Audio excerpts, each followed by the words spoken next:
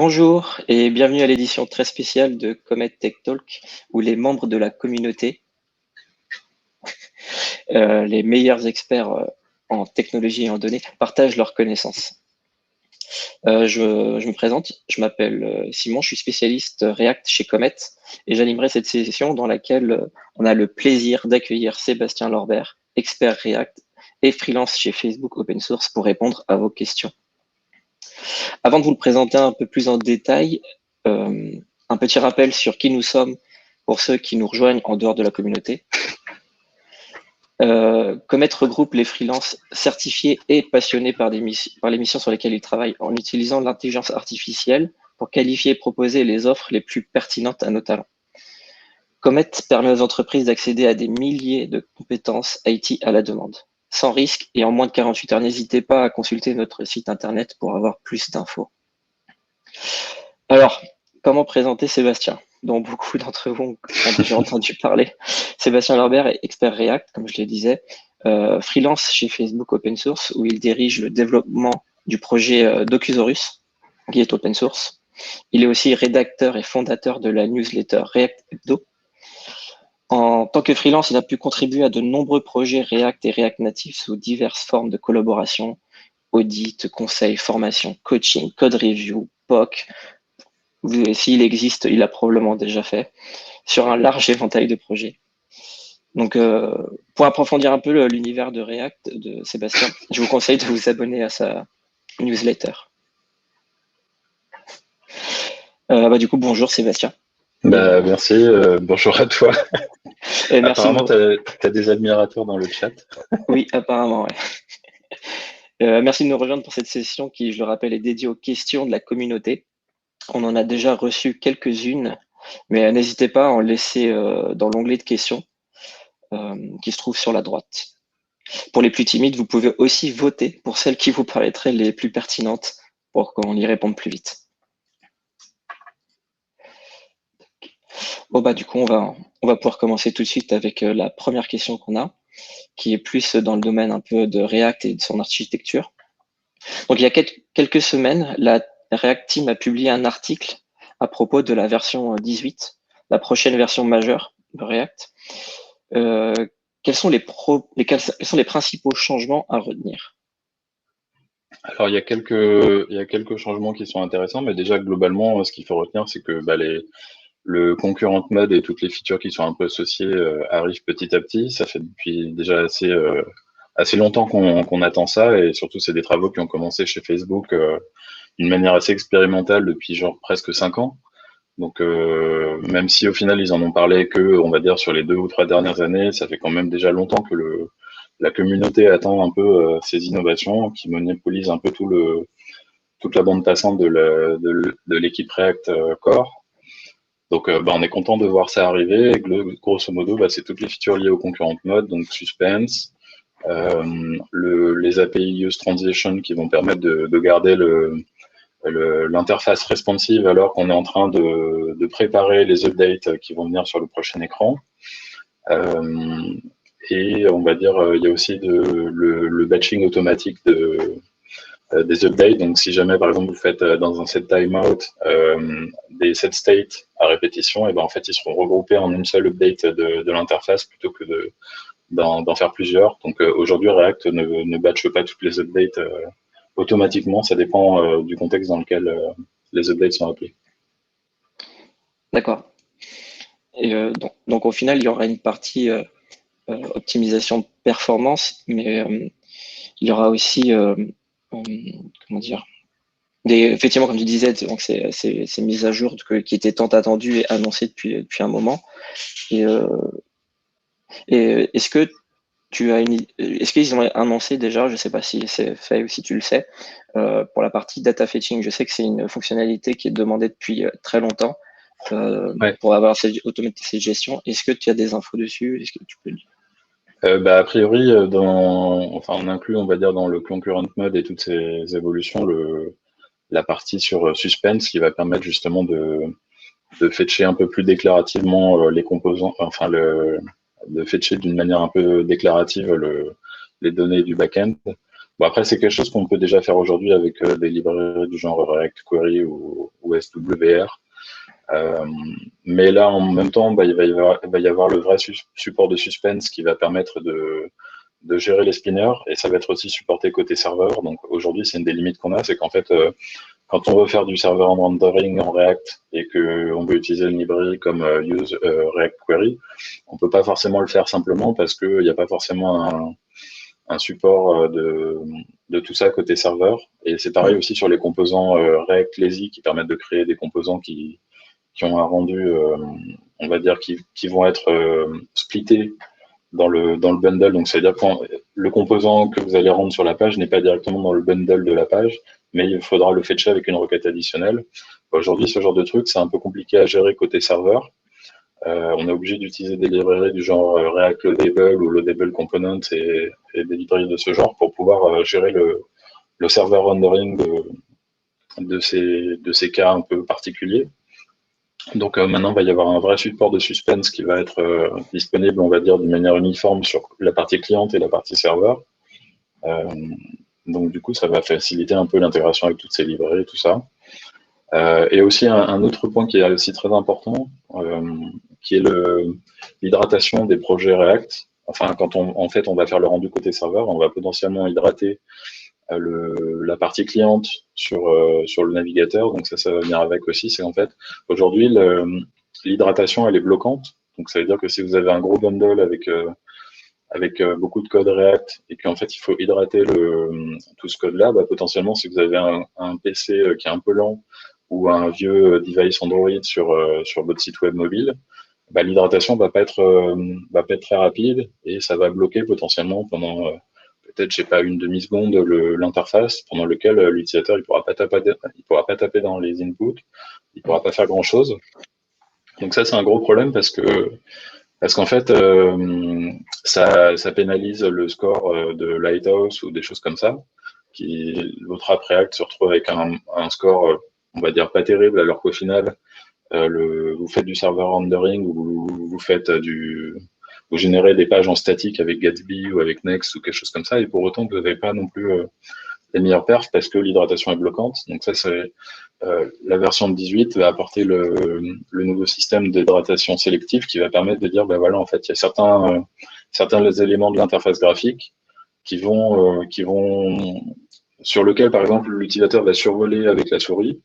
Donc potentiellement, il va interagir plus vite avec ces éléments-là, et ben on va les hydrater plus vite. Et en fait, on n'est plus obligé d'hydrater toute la page d'un seul coup, mais on peut hydrater petit bout par petit bout et de manière progressive, on va dire. Donc ça, c'est quelque chose qui est déjà en place en production sur le site de Facebook, il me semble. Et bah là, ça va arriver en fait dans React 18. Donc globalement, en fait, toutes les features qui sont là, elles sont déjà plus ou moins codées.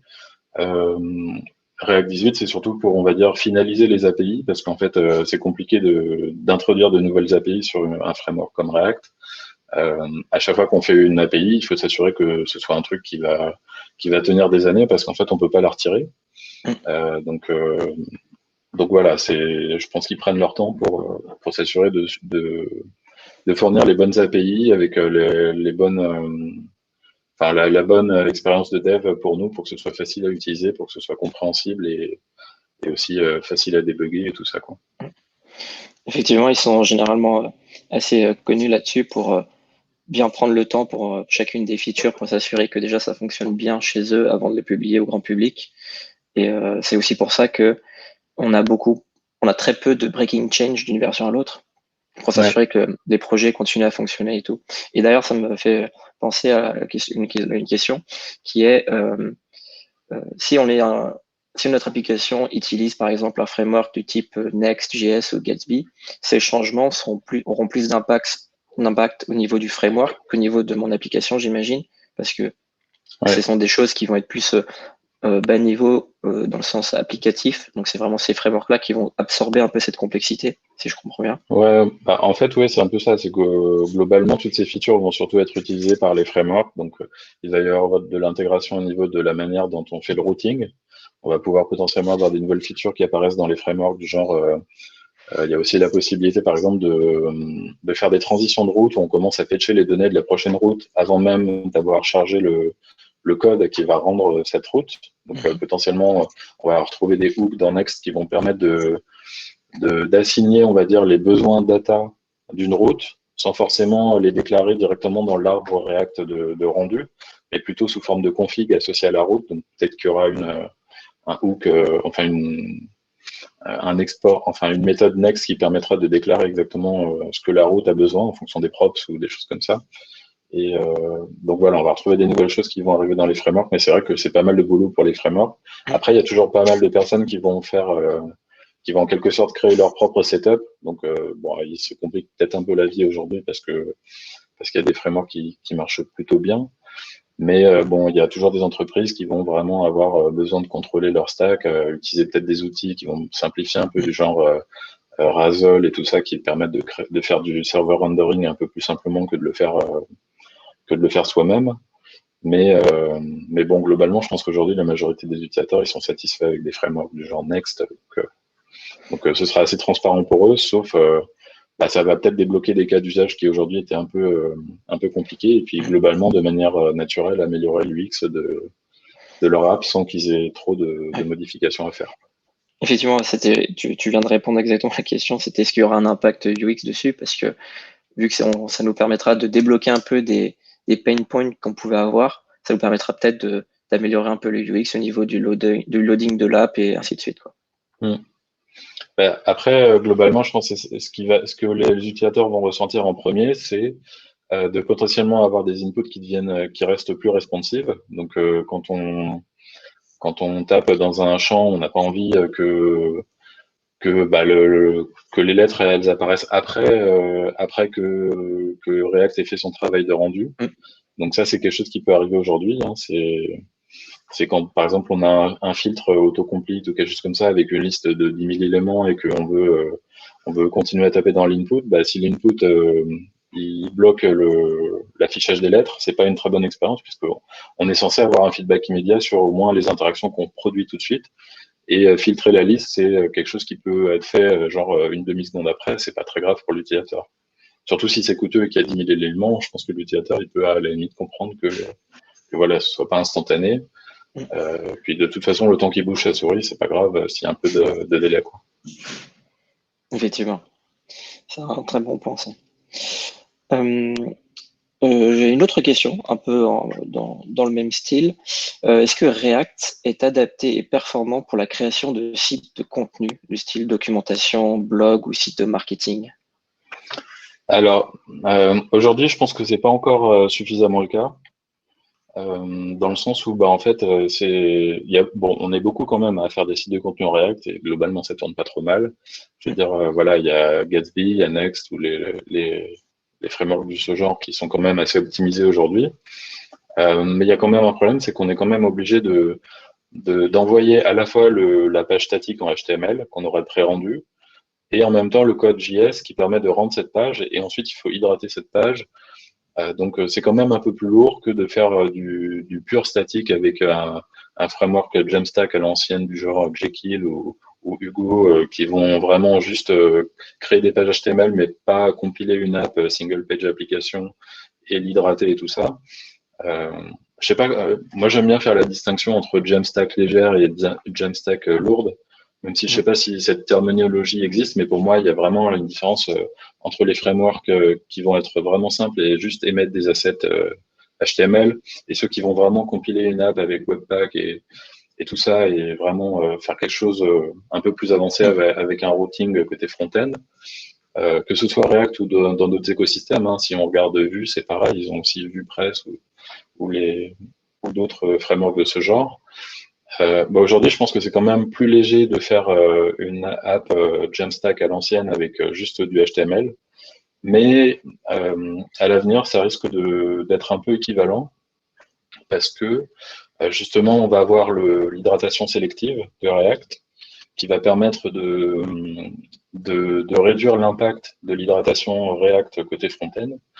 On va avoir aussi les serveurs components qui vont arriver, mais un peu plus tard, on ne sait pas trop quand, qui vont permettre de pré-rendre certaines parties côté serveur et de ne pas shipper toutes les librairies côté front-end dont on a besoin, parce qu'en fait, il y aura certaines parties qui seront statiques dans l'app, notamment le contenu. Donc, ça vaut pas le coup, par exemple, d'envoyer un parseur Markdown côté front-end si en fait tous les fragments, toutes les strings Markdown que vous avez et que vous utilisez dans votre app, ils sont tous statiques et ils peuvent être gérés côté backend et ils proviennent pas d'une API. Donc, on va dire que ça va réduire nettement le poids des pages d'avoir les serveurs components et de migrer une partie de ce code-là vers le backend. Sachant que normalement, on devrait pouvoir utiliser ça aussi dans les frameworks du genre Gatsby. Donc, c'est pas que du serveur components avec Next. C'est qu'en fait, on devrait pouvoir, lors du processus de génération de sites statiques, également bénéficier de ce genre de choses et d'alléger le bundle final. Et surtout, moi, il y a un aspect, je pense que c'est pas encore très clair pour toute la communauté, mais pour moi, il y a vraiment une vraie direction vers considérer que React puisse être un progressive enhancement, dans le sens où en fait un site React qui fait de la génération statique ou du rendu côté serveur, il n'a pas forcément besoin de React en fait pour fonctionner. Il peut il peut juste émettre du HTML et ce HTML peut fonctionner. Alors vous n'aurez pas le routing single page application qui fait que vous passez pas d'une page à l'autre sans un écran blanc, mais ça n'empêche que le site est fonctionnel. Moi, je pense qu'en fait, il faut considérer que l'hydratation React peut potentiellement être optionnelle à partir du moment où on prend les précautions pour le gérer correctement et que on code notre site de contenu de manière à ce qu'en fait la majorité du site soit utilisable même sans l'hydratation de React. Donc, pour donner une idée, par exemple, moi je travaille sur Docusaurus en ce moment et la première version en fait, elle utilise React, mais que côté serveur. Elle utilisera côté serveur, c'est-à-dire qu'elle émet elle utilise React comme un moteur de template qui va juste émettre des fichiers HTML, mais elle va pas hydrater côté client le framework React et il va pas y avoir de routing single page application. Donc ça marche bien, c'est assez léger globalement, ça tourne. Par contre, c'est vrai que bon aujourd'hui les gens sont quand même habitués au routing single page application et du coup, même si c'est un peu plus lourd, l'expérience utilisateur perçue elle peut être améliorée malgré le fait que en fait, le score Lighthouse soit un peu dégradé parce qu'en fait, Lighthouse n'est pas un outil non plus parfait pour mesurer le score. Globalement, il y a des utilisateurs qui peuvent dire ouais, ton site il est beaucoup mieux maintenant, même si au final, le score a perdu 30 points. Quoi. Donc, ça, c'est un peu paradoxal aujourd'hui, c'est que l'expérience perçue et l'expérience mesurée n'est pas forcément enfin, il peut y avoir un décalage entre l'expérience perçue et l'expérience mesurée et le score Lighthouse, en fait. Et moi, je pense que demain, en fait, on va avoir de plus en plus d'outils qui vont permettre de justement créer des sites dont l'hydratation React n'est pas obligatoire. Et en fait, on commence à avoir de plus en plus de mouvements dans cette direction, avec notamment, par exemple, récemment, il y a eu le framework Astro qui est paru, qui permet, qui a été créé par l'auteur de Snowpack, qui permet de créer des sites statiques sur lesquels en fait on peut utiliser le framework de son choix, mais ils font de l'hydratation partielle, c'est-à-dire qu'en fait ils vont générer le HTML de contenu. Et si par exemple vous avez des parties interactives qui sont associées autour de ce contenu, et ben, ils vont hydrater potentiellement le framework de votre choix sur ces morceaux interactifs. Mais par contre, ils vont hydrater que les parties qui sont réellement interactives et laisser d'une manière en HTML statique tout le reste. Donc on a pas mal de directions de mouvements dans cette direction. C'est aussi le cas du framework Remix sur lequel travaillent les auteurs de React Router, qui lui aussi propose, on va dire, pas mal de fonctionnalités en disant, bah voilà, des fois vous faites des pages de marketing, vous n'avez pas besoin de React. Par contre, si vous venez d'une page qui a déjà chargé React, et bah, tant mieux, vous naviguez avec une navigation SPA. Par contre, si vous arrivez directement de la page de Google, bah, la page elle devrait fonctionner sans même avoir besoin d'hydrater React. Et puis le jour où vous irez sur une page qui a besoin de React, potentiellement, bah, vous le chargerez à ce moment-là. Mais on ne devrait pas avoir besoin de charger du code inutile, sachant que la page globalement est statique. Mm. Effectivement, c'est assez intéressant de voir ce côté, cette double utilisation un peu de React. C'est qu'à l'époque où il est sorti, il y a eu un shift vers du single page app et un peu tout le site qui partait dessus. Alors qu'en réalité, il n'y avait peut-être pas ce besoin et comme tu dis, bah, peut-être pour tout ce qui est un peu marketing statique, on n'a peut-être pas besoin de shipper autant de JavaScript dans le navigateur pour faire de l'hydratation, alors qu'en fait, le contenu est déjà là et il y a très peu Mm. d'interactivité, quoi. Ouais. Effectivement, c'est des questions qui apparaissent de plus en plus aujourd'hui. Et comme tu dis, il y a carrément des frameworks et des bibliothèques qui se dirigent là-dessus. Et du coup, moi, j'ai un peu hâte de voir comment les choses vont avancer là-dessus et voir comment un peu la communauté va pouvoir peut-être suivre ce mouvement de dire que bon, elle a peut-être pas besoin d'autant de JavaScript dans le browser, sachant qu'on a déjà en fait fait quasiment la plupart du boulot côté serveur, quoi. Après, je pense qu'on est tous conscients qu'au final, réduire le JavaScript, c'est quand Mm. même une bonne chose. Oui. La question, c'est juste comment le faire. Et bah, aujourd'hui, je pense que justement, les frameworks du genre Astro qui permettent de rendre interactif que certaines parties ou les serveurs components de React qui est un peu la même chose au final que Astro, mais mieux intégré à React puisque c'est une solution qui va gérer que React. Mm. Donc voilà, on voit pas mal de travaux dans ce genre-là.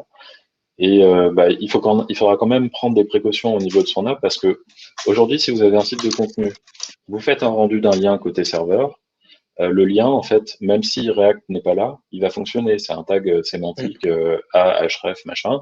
Vous cliquez dessus, bah, si React il n'est pas là, le fallback du navigateur, c'est de pas naviguer en SPA, mais de naviguer en navigation normale, mais il va quand même réussir à naviguer. Par Mm. contre, si vous avez une drop-down qui est gérée en JavaScript avec React, et que cette drop-down elle est importante pour votre site de contenu, bah, il va falloir peut-être trouver un moyen de la gérer en CSS ou en Vanilla.js qui va être chargé plus tôt que React et rendu fonctionnel avant l'hydratation de React pour justement s'assurer que ce truc-là est accessible et potentiellement si la personne passe dans un tunnel ou n'a pas un bon réseau ou votre CDN foire parce que je ne sais pas ce qui se passe, il y a un downtime ou n'importe quoi et que le JavaScript ne charge pas, et bah, au final, votre site restera fonctionnel, la Mm. dropdown sera utilisable.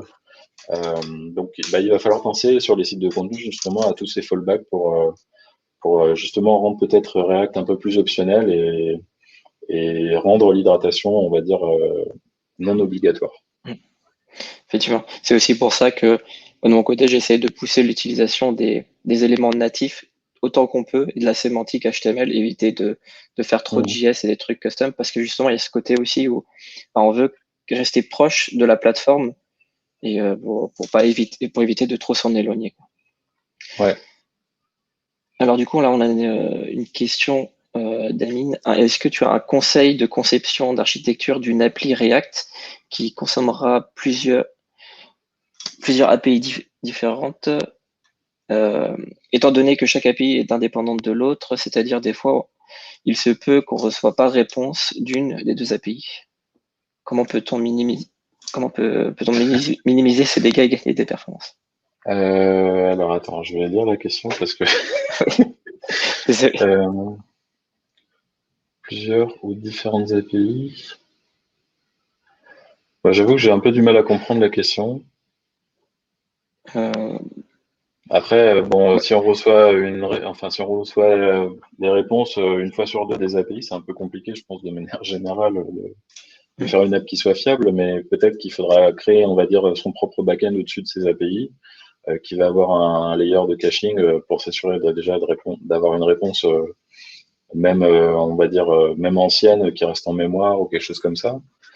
Et je pense que ça peut aider. Après, je pense qu'il y a des projets qui permettent d'exposer, on va dire, des API tierces via GraphQL sous forme d'un schéma unifié. Ça peut être quelque chose d'intéressant à explorer. Je crois qu'il y a un truc qui s'appelle OneGraph d'ailleurs, qui permet aussi en un seul schéma GraphQL de pouvoir faire des requêtes sur plein d'API en même temps. Donc après, ça dépend si c'est des API propriétaires ou si c'est des Mm. API, on Je, va dire, je sais, d'entreprise. je sais que du côté d'Apollo, il y a Apollo Federation qui permet aussi un peu ce système de, Mm. de cacher en fait plusieurs microservices derrière une API GraphQL commune et après de dispatch en fonction des queries qui sont faites Ouais. sur les bons résolveurs. Autre question de Laurent. Quels sont les outils de contrôle de performance de render, bundle, code split conseillez-vous? Alors, ça, c'est une bonne question. J'ai pas forcément trop d'expertise là-dessus. Moi, je sais que j'ai une GitHub Action sur Docusaurus qui permet de vérifier un peu l'output des assets qui a été créé par le mec qui a fait Preact. Après, bon, je pense qu'on peut faire tourner Lighthouse aussi sur une deploy preview ou quelque chose comme ça, mais ça donne pas des très bonnes indications parce qu'en fait, on va dépendre d'un CDN du genre Netlify ou Vercel pour avoir le score et le score varie, on va dire, en fonction d'un instant T, quoi. Euh, Après, pour contrôler la taille des bundles, il y a tout ce qui est bundle analyzer de Webpack qui permet de le contrôler, on va dire, manuellement. Je pense qu'il y a quelques outils qui doivent sûrement permettre de limiter la taille et de fixer un budget. Bon, généralement, en fait, on peut s'inspirer un peu de regarder ce qui se font dans les frameworks, puisque généralement, eux, ils ont intégré ce genre d'outils dans les PR. Donc, par exemple, si on regarde sur Next.js, à chaque fois qu'ils ouvrent une PR, il y a un rapport qui est calculé et qui apparaît dans la PR pour voir un peu quelles sont les potentielles régressions ou les choses comme ça, parce que bon, le faire manuellement, c'est quand même, enfin, ça prend du temps et on va pas le faire à chaque PR et c'est facile de faire une modification et d'avoir une régression. Donc c'est vrai que c'est un peu, il vaut mieux l'automatiser. Là, comme ça, j'ai pas d'outils parfaits qui répondent à ce besoin. D'ailleurs, j'en cherche aussi, donc. Donc, si vous en avez, n'hésitez pas à les envoyer dans le chat. Ça nous servira aussi. Autre question, y a-t-il du sens à avoir des hooks et des class components dans la même application ou au contraire, ça vaut pas le coup? Alors, je pense que de toute façon, on n'a pas le choix puisqu'il y a certaines API de React qu'on peut utiliser que en class components. Après, globalement, je pense que la majorité de l'écosystème migre vers les functional components et les hooks de plus en plus. Et puis c'est aussi la direction que React voudrait qu'on prenne, puisqu'en fait ils ont introduit les classes comme quelque chose de temporaire en attendant de réussir à trouver l'API avec laquelle ils avaient envie enfin l'API qu'ils voulaient nous proposer. Donc ça a mis un peu de temps et on va dire les classes c'était plus une étape intermédiaire que la finalité. Puisque bon, React essaie quand même d'avoir une vocation fonctionnelle et éventuellement de se débarrasser du mot-clé vis qu'on retrouve sur les classes. Moi, je pense que c'est mieux quand même d'avoir le plus de code en functional components, c'est d'adopter les hooks. Mais il faut quand même faire attention parce que certains vont dire les classes vont quand même peut-être permettre une meilleure séparation de certains concerns avec les higher order components et tout ça. Parce qu'en fait, il y a quand même un piège à éviter avec les hooks, c'est qu'on a tendance à coupler les composants avec des choses qui sont pas indispensables comme le contexte ou des choses comme ça, alors qu'on le faisait pas avant parce qu'on utilisait des higher order components qui venaient plugger, on va dire, les profs dont on a besoin, sans forcément coupler le composant visuel à un contexte ou à une source de données ou des choses comme ça. Alors qu'aujourd'hui, on a tendance à faire des composants qui vont peut-être tout faire d'un coup et du coup, on va les rendre moins testables. Donc, il faut pas hésiter non plus à utiliser les hooks, mais à créer des couches. Donc, par exemple, si vous avez une page, vous pouvez créer la couche qui va lire les paramètres du routeur. Vous pouvez ensuite créer une couche qui va fetcher les données de l'API si vous avez besoin de fetcher les données. Et puis, de créer vos composants visuels vraiment tout en bas pour les garder testables et les garder découplés et pouvoir les enregistrer dans Storybook et les mettre enfin, il est testé avec Jest et tout ça, sans forcément avoir à créer plein de mocks de contexte en tout genre, comme vous avez. À partir du moment où vous avez trop de mocks, vous avez besoin de moquer l'API ou plein de contextes ou le routeur ou des choses comme ça, pour moi, c'est un signe qu'il y a quelque chose qui ne va pas forcément dans la manière dont vous découpez les composants React et il vaut mieux faire un peu plus de couches, même si ça fait plus de code pour bien séparer. Effectivement. Après, je vais faire. Il restait deux questions, je vais faire une fois, en une seule. Est-ce que tu peux nous expliquer rapidement la différence entre Redux et Redux Saga, si tu la connais? Et Oui. vas-y, je passerai à celle-là après. Alors, pour la petite histoire, Redux Saga, en fait, la librairie s'appelle comme ça un peu à cause de moi. Parce qu'à la base, il y avait Yacine El Wafi qui travaillait sur on va dire sur Redux Saga, mais qui s'appelait pas encore comme ça à l'époque, qui était une sorte il voulait faire un truc qui permet de gérer des actions avec des générateurs et tout. Et puis moi, je lui ai dit dans mon app, voilà, j'ai un besoin de découpler l'onboarding de, euh, des features de l'app. On avait déjà des actions un peu à la Redux dans l'app et on avait besoin de créer un onboarding dessus qui va dire, bah voilà, si la personne elle crée 3 to-do, alors je vais lui dire bravo à la fin et puis ensuite on va lui afficher un highlight sur tel composant ou quelque chose comme ça. Redux Saga, en fait, c'est vraiment un truc qui permet de dire, voilà, quand il s'est passé telle action métier, on a besoin de réagir de telle manière. Et je pense que c'est une librairie qui a été beaucoup détournée. Et elle a été détournée dans le sens où c'est pas forcément l'usage que les gens font de Redux Saga, c'est pas vraiment l'usage pour lequel on l'avait imaginé. Et d'ailleurs, le nom Redux Saga vient du concept de saga en domain-driven design, qui est en gros une manière de lier des bounded contexts qui vont être des entités, on va dire, un peu isolées d'une application, qu'on va splitter en plusieurs morceaux pour éventuellement mieux distribuer le travail sur une équipe. Enfin, par exemple, vous avez une grosse entreprise, vous avez plusieurs parties dans votre application qui vont être assez différentes, et vous avez besoin de séparer le travail entre plusieurs équipes, sans pourtant que les équipes se marchent sur les pieds. Donc là, on va dire que les bounded contexts, c'est quelque chose qui vont permettre de mieux isoler les équipes entre elles et de faciliter la collaboration. Et les sagas, ça va être des choses qui vont permettre, on va dire, de gérer la communication entre justement ces contextes qui sont isolés et qui n'ont pas forcément grand-chose à voir et qu'on n'a pas envie de coupler surtout. Mais aujourd'hui, en fait, le problème, c'est que Redux Saga, les gens, ils associent ça à quelque chose pour faire voilà, des side effects. Genre, voilà, on a besoin de fetcher des données.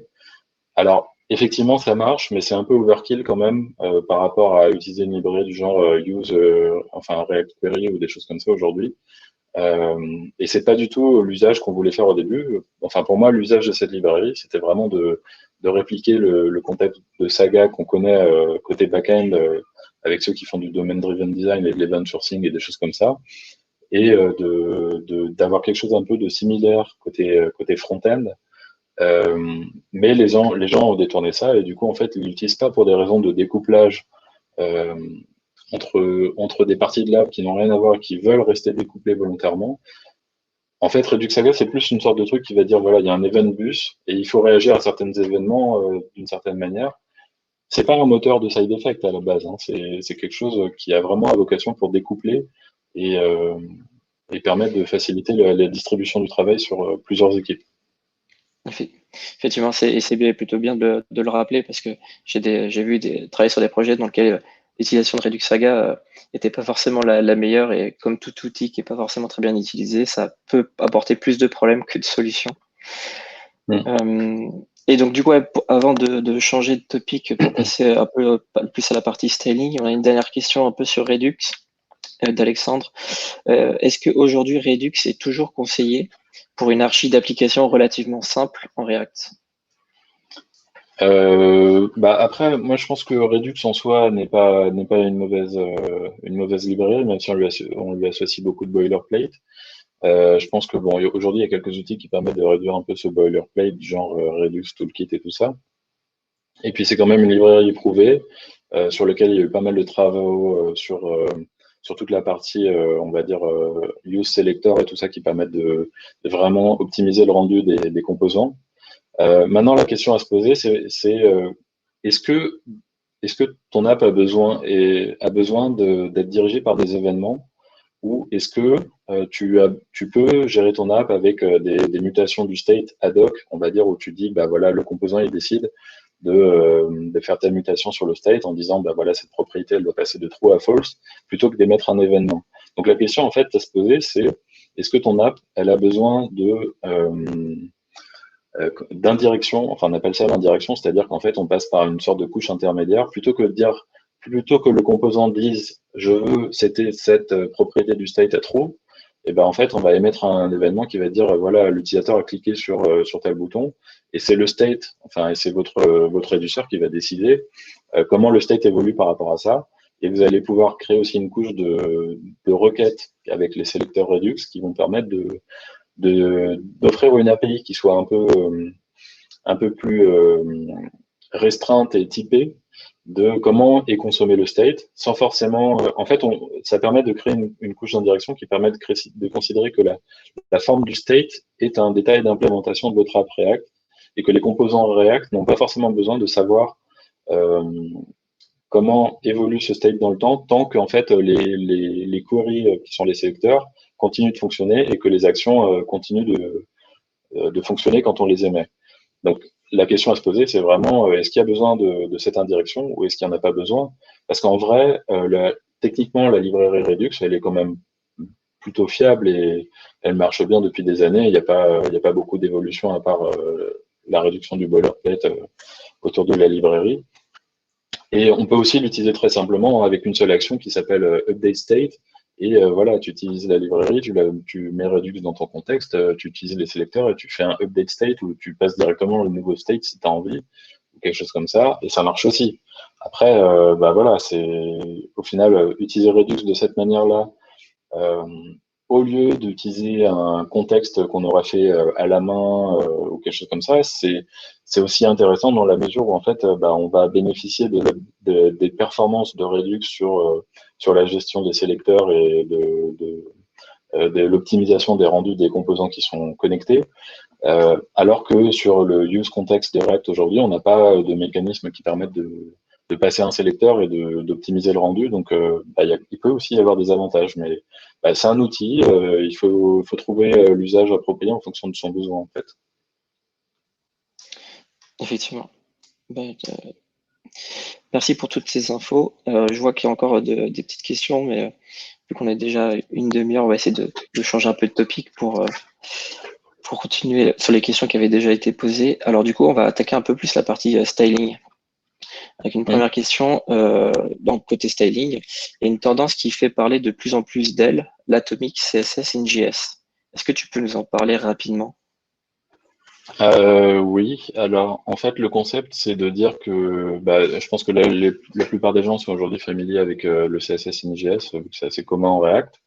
Le concept d'Atomic CSS in JS c'est de dire vous, plutôt que d'insérer des règles CSS avec plein de non, c'est insérer des sélecteurs CSS avec plein de règles CSS à l'intérieur, on va plutôt faire une règle par sélecteur et, en fait, du coup, ce qui se passe, c'est que comme vous avez beaucoup de composants CSS in JS qui vont utiliser, par exemple, déclarer color red ou quelque chose comme ça pour dire, voilà, je veux un bouton rouge, ce qui se passe, c'est qu'en fait, bah, le sélecteur CSS qui va déclarer la couleur rouge ne va être inséré qu'une seule fois. Et en fait, au bout d'un moment, lorsque toute votre application va avoir inséré toutes ces règles CSS dans le DOM, ce qui va se passer, c'est qu'en fait, votre CSS va être beaucoup moins gros avec Atomic CSS, puisqu'en fait, vous avez beaucoup de composants. Normalement, vous avez quand même un design qui est assez unifié. Vous ne faites pas n'importe quoi d'un composant à l'autre. Globalement, vous réutilisez les mêmes couleurs, peut-être un design system même.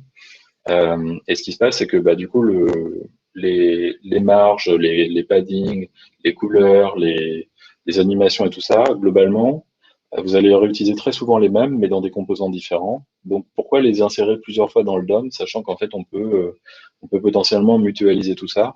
Atomic CSS NGS, ça va permettre de dire, bah, en fait, voilà, si vous avez un composant qui va déclarer couleur rouge plus padding de REM ou quelque chose comme ça, et ben vous allez insérer couleur rouge sous classe 1 et padding de REM sous classe 2, plutôt que d'insérer les deux en une seule classe.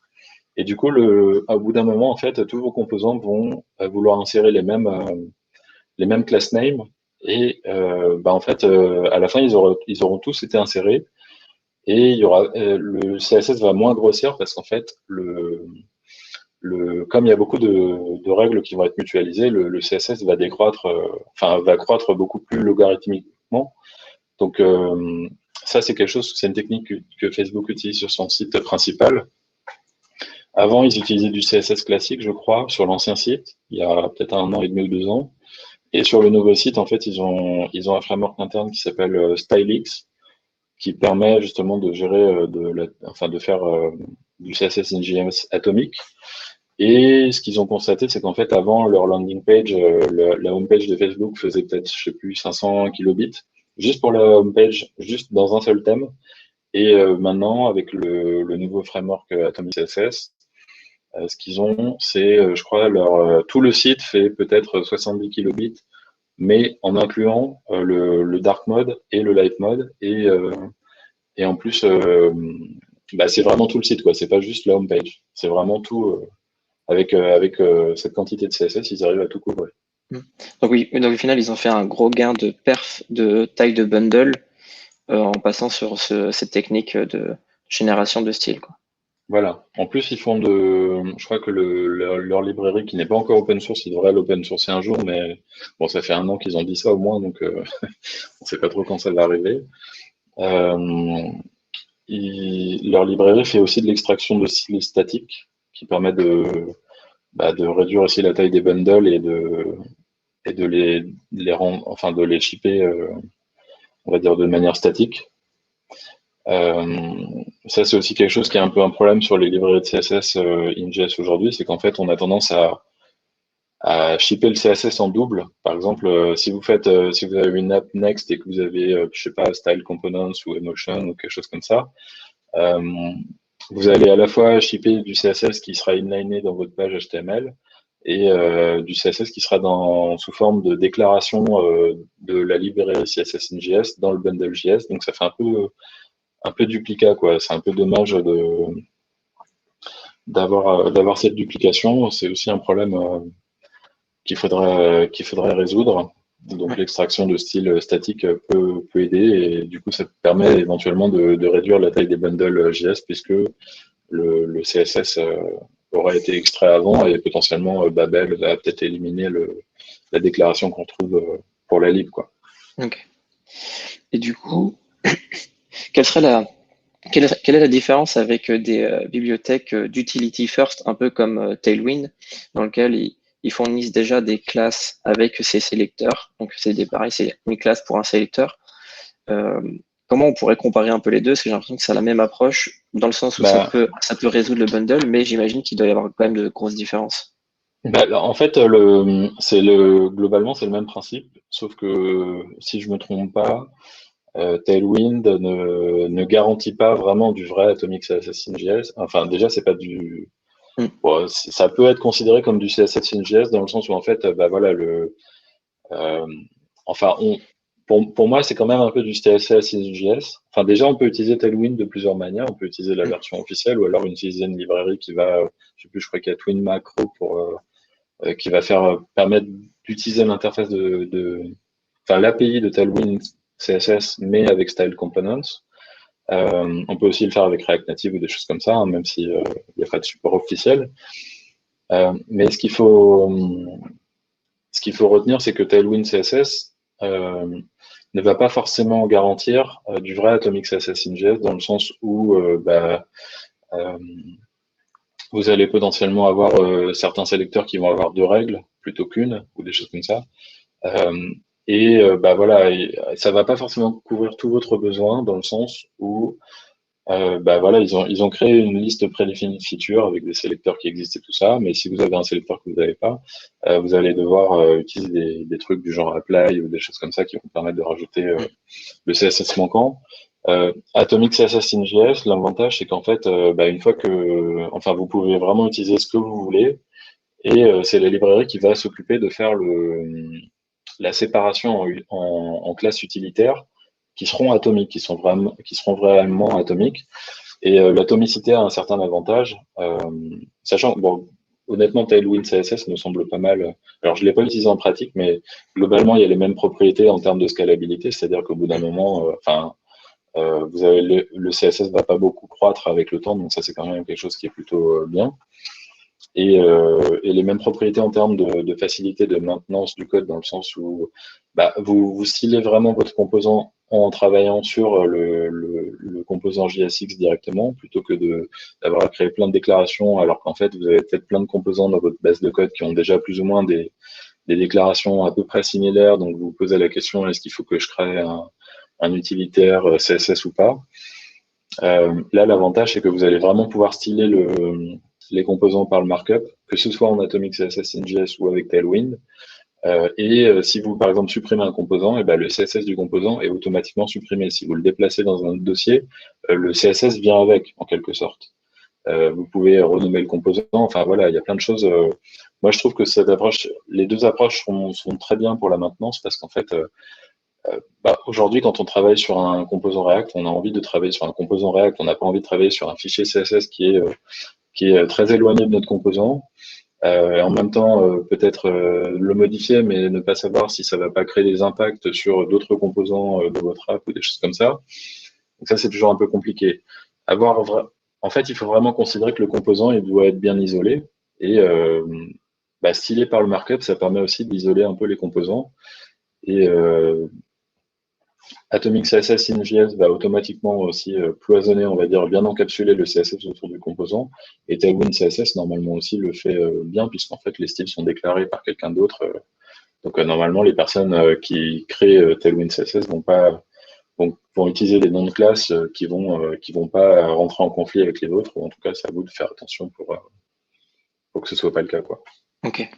Donc, en résumé, la différence principale entre les deux, c'est que côté Tailwind, on aurait déjà toutes les classes qui sont déjà prédéfinies et on peut les customiser en faisant du apply avec des styles custom.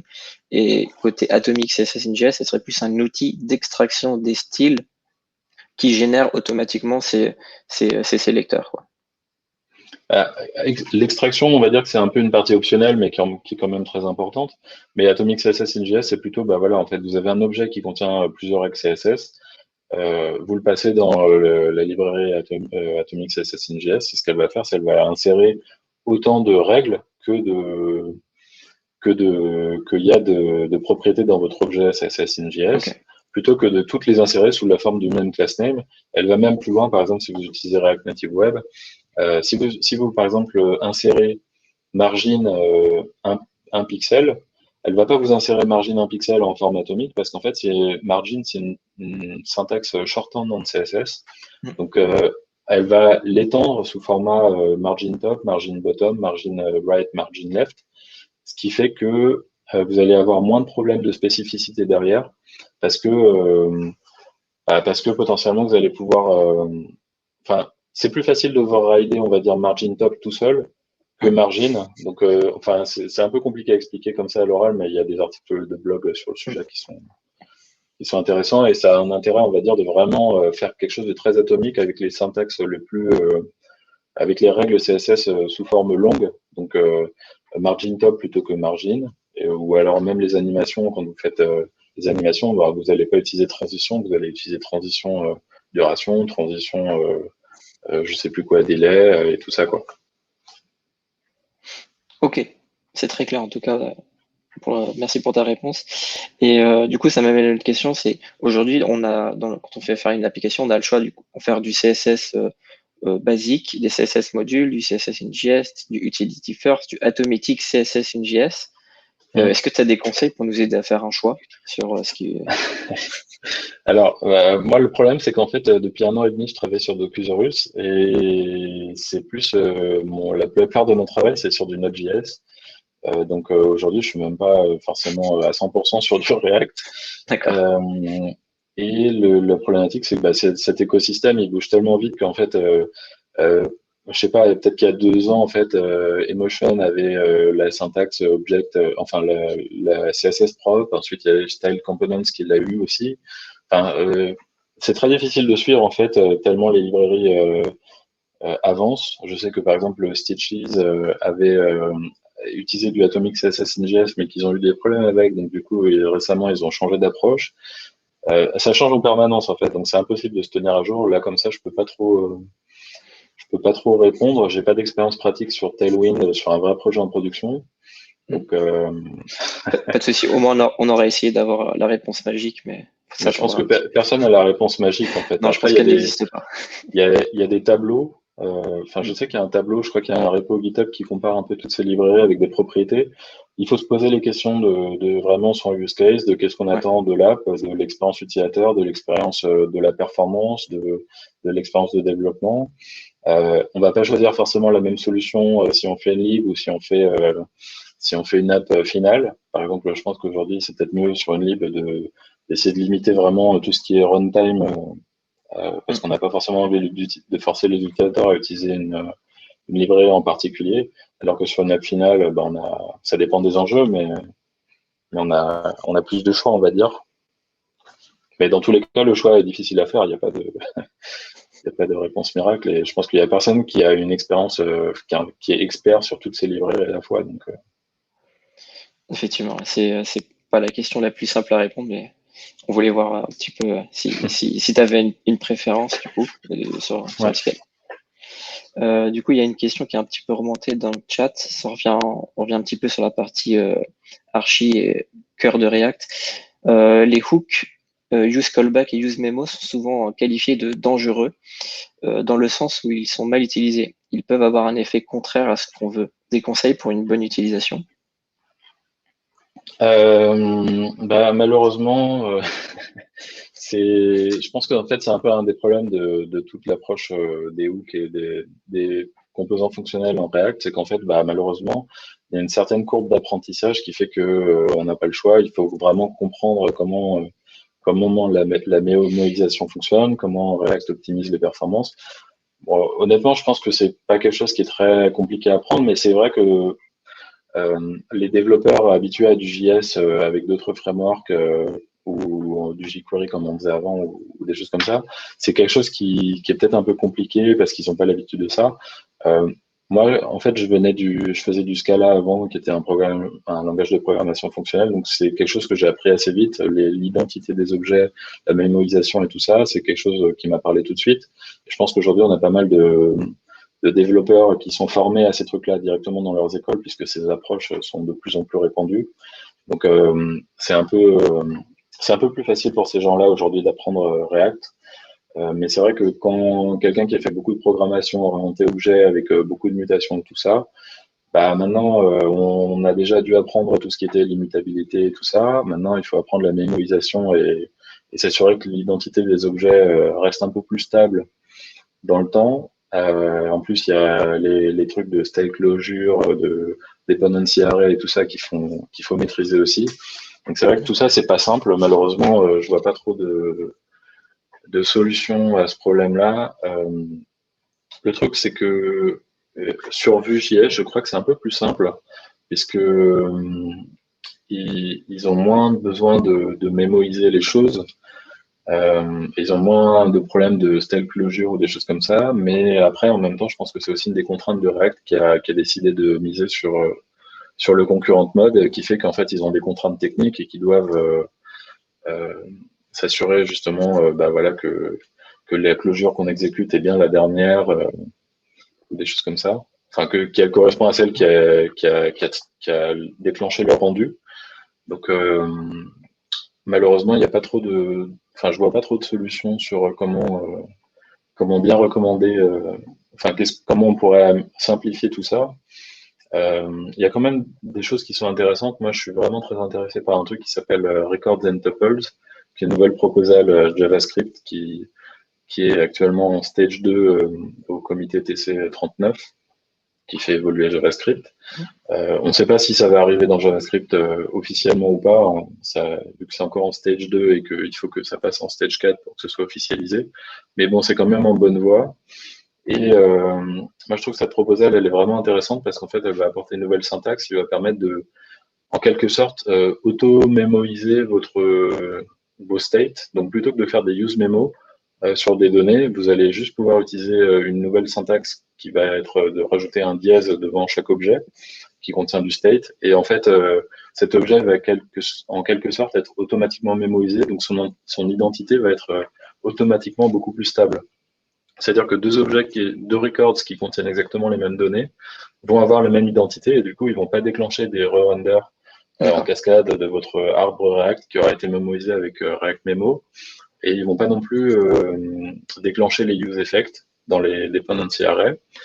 Donc ça, c'est assez intéressant. Par contre, le problème, c'est que ça va pas résoudre tous les problèmes. Vous pouvez pas mettre de callback ou de fonction dans un record. Donc ça va Mm. vraiment résoudre sur la problématique sur l'aspect data. Donc si vous avez par exemple du JSON ou des données backend, vous allez pouvoir le transformer en record plutôt qu'en objet.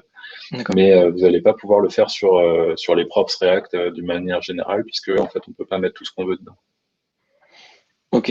Effectivement, ça a l'air assez intéressant et probablement résoudre une partie des problèmes, et comme tu dis, peut-être pas tous, mais ce sera déjà un bon pas en avant, je pense, dans ce domaine-là. Du coup, on va arriver sur la fin de la session. Ça fait déjà presque 55 minutes que ça a débuté. On va prendre une dernière question avant de se quitter. Il y a un sondage qui a été créé pour laisser votre avis sur ce webinar, pour nous donner vos retours, pour savoir si ça vous a plu ou pas d'ailleurs. Et ça nous permettra d'essayer de nous améliorer s'il faut. En dernière question, alors c'est peut-être des choses plus perso, dans le sens où quels sont pour toi les technos, les libres ou les outils, les proposals dont tu viens de parler, qui te plaisent le plus en ce moment? Alors moi, je suis vraiment très intéressé par Raymotion. Je trouve que c'est vraiment un truc génial. Et il y a énormément d'opportunités si vous avez des idées de business ou, enfin, si vous avez envie de créer un business, il y a vraiment d'énormes opportunités à propos de ce truc-là, je trouve. Le principe, en fait, c'est de créer des vidéos avec React. Et en fait, vous êtes peut-être familier avec les animations en React où en fait vous utilisez des transitions CSS ou des choses comme ça. Là, ça va pas être vraiment la même chose. Ça va être, on va dire, euh, on peut considérer que Remotion, c'est un peu la même. Par exemple, vous avez une librairie de formulaire genre Formic ou quelque chose comme ça, qui va permettre de rendre votre forme d'une manière contrôlée. Euh, Vous avez du state et en fait, vous le faites descendre à votre input et ensuite l'input affiche le state. Bah, Remotion, c'est un peu la même chose, mais pour la vidéo, dans le sens où en fait, vous contrôlez frame par frame le rendu de votre vidéo. Et en fait, c'est à vous de créer des interpolations, comme on peut le faire avec React Native ou avec React Spring ou des choses comme ça, pour dire à quoi ressemble chaque frame. Donc, par exemple, vous allez avoir le Remotion qui va appeler votre rendu React sur la frame 1, ensuite sur la frame 2, ensuite sur la frame 3, et ainsi de suite. Vous allez créer chacune des images, ensuite vous allez associer toutes les images avec FFmpeg pour créer votre vidéo finale. Et ce qui est très intéressant, c'est que du coup, ça facilite la création de vidéos programmatiques. Donc, par exemple, vous pouvez très bien, on voit pas mal de projets en ce moment faits avec, qui vont par exemple prendre les résultats de foot et créer une chaîne YouTube automatisée avec ça qui va créer une petite vidéo en présentant les résultats de foot ou alors aller chercher sur Instagram les stories des gens et puis faire une petite vidéo que vous aurez uploadée sur YouTube ou alors il y a plein de choses comme ça en fait. Vous pouvez créer des vidéos vraiment programmatiquement à partir de plein de sources de données. Je pense qu'il y a beaucoup d'intérêt pour tout ce qui est marketing. Donc, à partir du moment où vous avez créé votre template Remotion, vous avez juste à l'appeler avec des nouvelles props et en fait, votre vidéo, elle est là en sortie. Et vous n'avez pas besoin d'utiliser, je sais pas, des outils genre After Effects et tout ça pour, euh, pour avoir votre D'accord. vidéo. En tout cas, ça a l'air super intéressant, effectivement, comme techno. Et donc, c'est quelque chose à suivre. Ouais. Et bon, allez, pour les deux dernières petites minutes, est-ce qu'il y a une fonctionnalité, quelle était la fonctionnalité la plus compliquée que tu as eu à développer? En quelques mots. Euh, alors, là comme ça, je vois pas trop ce qui me vient en tête, mais je trouve qu'il y a quelque chose qui est quand même assez compliqué en React de manière générale, c'est toutes les composants du design system un peu avancé, du genre les drop-down, les modals, les trucs comme ça, où en fait il faut à la fois gérer potentiellement un framework d'animation ou des animations sur mesure, en même temps gérer le fait que React n'est pas vraiment le modèle de programmation React n'est pas forcément fait pour gérer les animations d'entrée et de sortie. Donc aujourd'hui, il y a quelques outils qui permettent de faciliter ça, mais je veux dire, il y a 3 4 ans, c'était quand même assez compliqué, il fallait vraiment le faire soi-même et il n'y avait pas forcément de bonnes pratiques. Il y avait CSS Transition Group qui marchait pas très bien. Enfin, bref, c'est pas toujours c'est pas toujours simple de faire ce genre de choses-là, je trouve. Et même aujourd'hui, il y a des librairies pour les drop-downs du genre downshift et tout ça qui sont pratiques, mais c'est pas toujours simple non plus à utiliser pour tous les use cases, quoi. Et quand on a un problème, généralement, il faut vraiment rentrer dans le code de la librairie pour comprendre ce qu'elle fait, pour débugger un peu tout ça. Effectivement. Effectivement, en plus, c'est un problème que j'ai bien connu parce que j'ai dû développer pas mal de ces composants-là et Hum. c'est vrai que c'est pas forcément la partie la plus plaisante, mais une fois que Ouais, c'est fait, généralement, on est content. ouais. Le piège, c'est Après, faut le maintenir. ouais, le piège, c'est parce qu'il y a des gens aussi qui vont tout un peu inliner, qui vont pas créer un design system et que, Mm. en fait, ils vont utiliser genre 3 librairies de drop-down différentes sur leur projet et à la fin, c'est devient l'enfer à grader ou à maintenir, quoi. Oui, Donc c'est vrai qu'il vaut effectivement. mieux le faire une bonne fois pour toutes, avoir couvert tous les cas et puis ensuite on est tranquille. Mais c'est vrai que ça prend beaucoup plus de temps que ce qu'on pense, quoi. Même en utilisant des librairies, je sais pas, il y a des usines à gaz un peu genre React Select et tout ça. C'est galère à upgrader. En plus, voilà, ils changent toujours plein de trucs à chaque nouvelle version. Donc, je pense qu'on est tous confrontés à ce genre de Ouais, problème. effectivement, on y passe tous au moins une fois dans notre carrière. Ouais. Ok, bah merci, merci Sébastien pour nous avoir accordé tout ce temps Bah, pas de et problème. à Et la puis, communauté Comet d'avoir répondu à toutes nos questions. merci de Et m'avoir invité. ouais, c'est pas de souci, c'est avec plaisir. Bah, du coup, on vous dit à bientôt et on se retrouvera bientôt, j'espère. Ok, merci, à bientôt. Salut. Salut.